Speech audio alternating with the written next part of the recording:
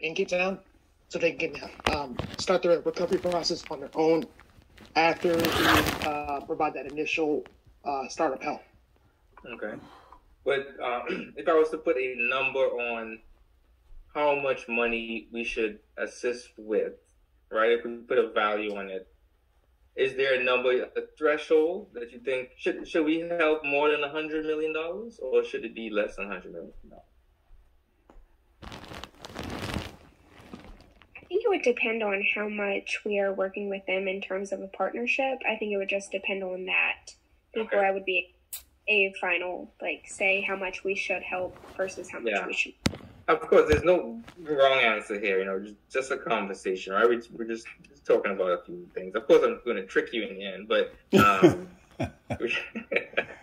okay, who has any idea where this is? Somebody should know. The Outer Banks, North Carolina. There you go. See? And immediately, what does this place mean to you? It's a beautiful coastal region. It's extremely high in tourism. Extremely high in tourism. Quickly gets overrun by any type of hurricanes due to the sand dunes and flooding. Exactly. So how much should this town, the state, the nation invest in rebuilding the Outer Banks after they have been decimated? Or how much should they invest in mitigating future use effects? Uh-oh. My daughter's up. But yes, question. I'm just asking. Should we rebuild if destroyed after a Category 5?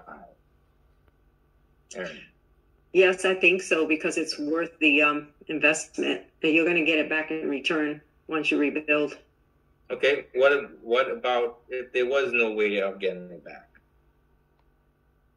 I would say the bottom line is that's a state, and those are U.S. citizens. Like, you got to help them. That's the reality, in my opinion. All right. Okay, so this one is Amsterdam, but for the sake of time, we're going to move forward. I carried away with the pictures here. Last one. Who knows where this is? Let's see who's from Virginia. This is a place in Virginia. I just found out about it. I'm definitely going to try to visit. Who knows where this is? Is this Natural Bridge area? I think it's called the Breaks or something. Are you familiar? It's called like the Grand Canyon of the South. Anybody familiar? Okay. Yes. That is out southwest Virginia. In the heart of the Appalachian.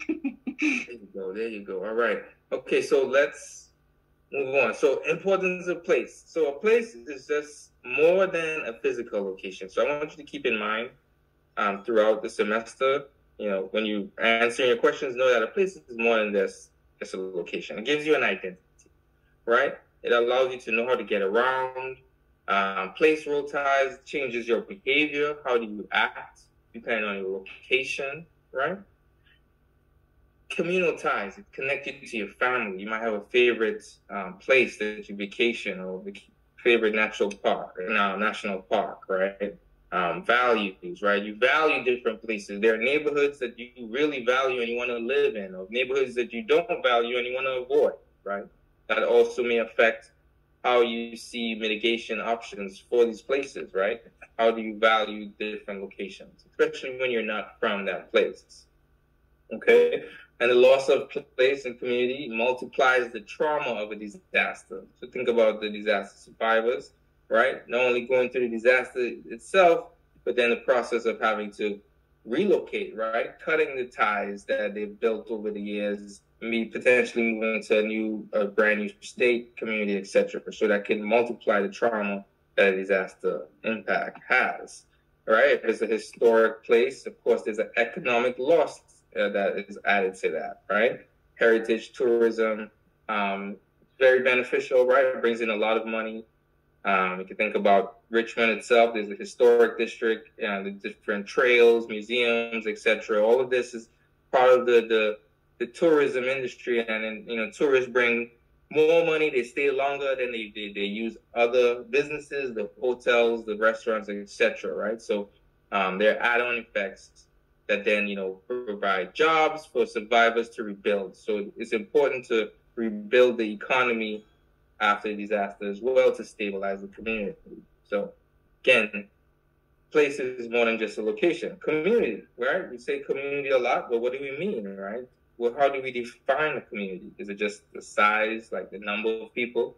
Do we mean the government, so just a county government, or do we mean the state, right? What is the community that you're interested in? So when you're talking about the community, one, know that you're members of multiple communities at all times, right? But when you're using the term, what are you meaning to the reader? Be specific. What is your level of analysis? Are you talking about households, a neighborhood, a county, a city, a state, etc.? Okay? All right? Also, shared interests. A community doesn't necessarily have to be a location, right? There are different types of communities. Community as a place, that's often what we think of, right? Your neighborhood. But again, there's shared interests, right? WWE fans, that's a community, okay? VCU students, that is another community. You don't physically have to be in the same location, but you're part of that community. And again, also community as attachment. This is closer to family ties, friends and family, right?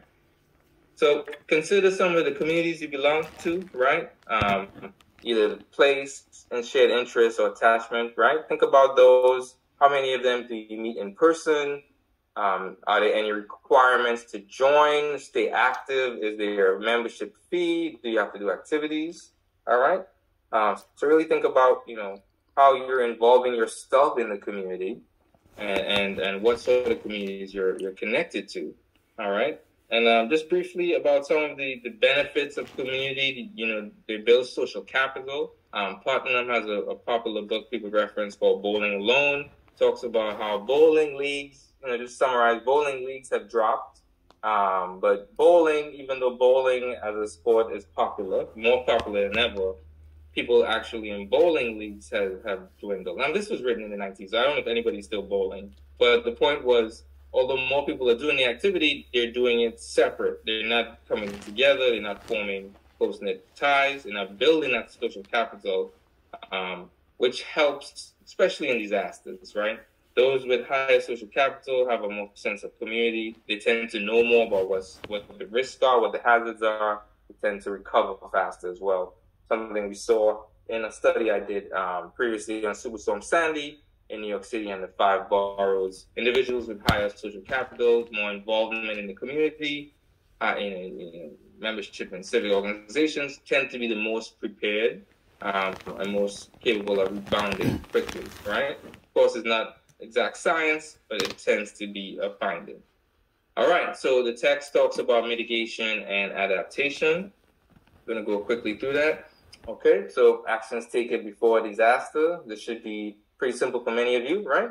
Talk about this a lot throughout your career and in different classes. So mitigation is ideal even during recovery, and these tend to focus on more longer-term strategies, all right? When you talk about mitigation, there are 2 types, structural and non-structural mitigation.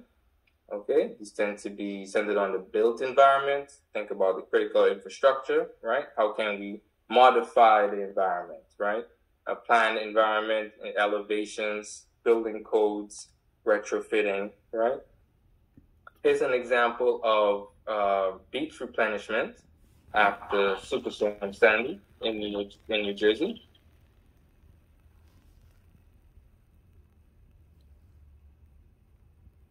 Conducted by the Army Corps of Engineers.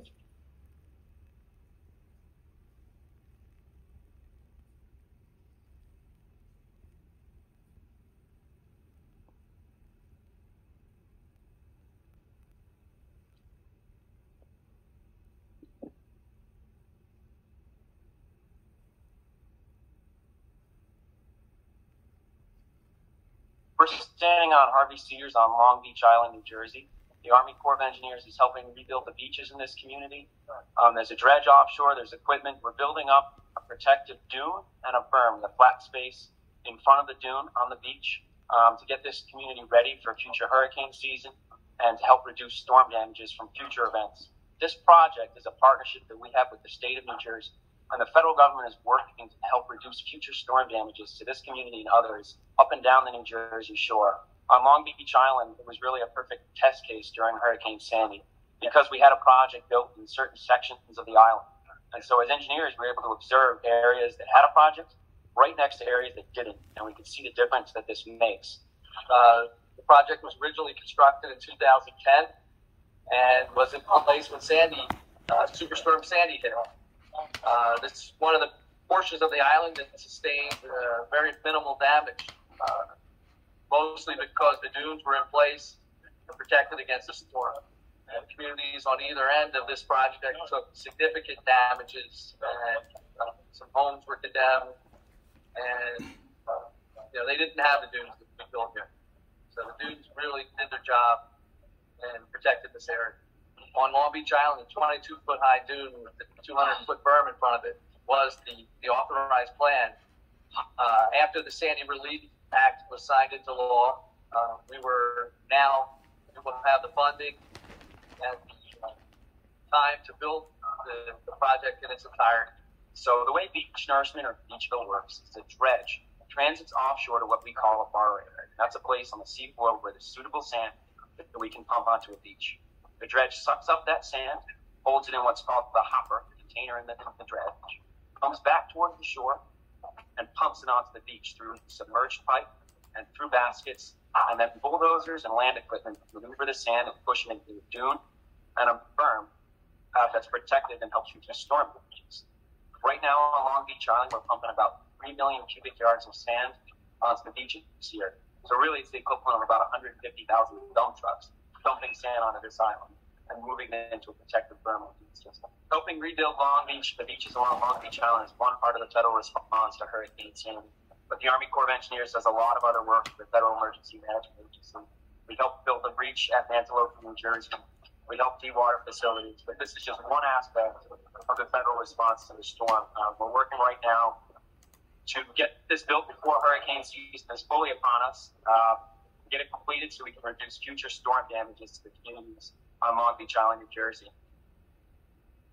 All right. Okay, so that gives you a sense of some of the practices.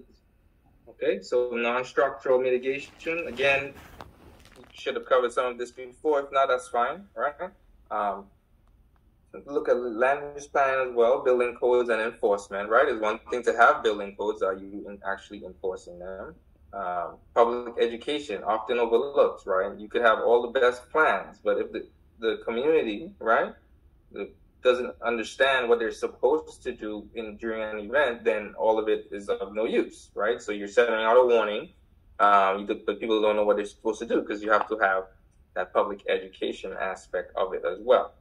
And relocations, that's another form. I put here in parentheses adaptation, which we'll talk about briefly, and insurance as well, which is a bit controversial. Some people consider it more risk transference than risk mitigation. But let's talk a little bit about adaptation. I'm going to do a group exercise to end the day. So adaptation, all right, this is the process of adjustment to the actual or expected climate and its effects in order to moderate harm or exploit beneficial opportunities. So adapting to what is going to be or what it is, right, versus mitigation. So an example is managed retreat or strategic retreat. Within your readings for Module 3, under optional readings, I placed a video by A.R. Siders. She's a specialist in this topic as far as managed retreat. So we're going to watch so you can read up more. I put, I think, a couple of her papers and an interview, a podcast interview she did on that. She is a scholar at the Sasser Research Center, University of Delaware. If you're interested more on this topic of managed or strategic retreat, obviously you hear the military connotation behind it, right? But this is more of a planned relocation, let's say, right? And we're going to watch a brief documentary about Tangier Island. Is anybody familiar about Tangier Island? Is anybody not familiar with Tangier Island?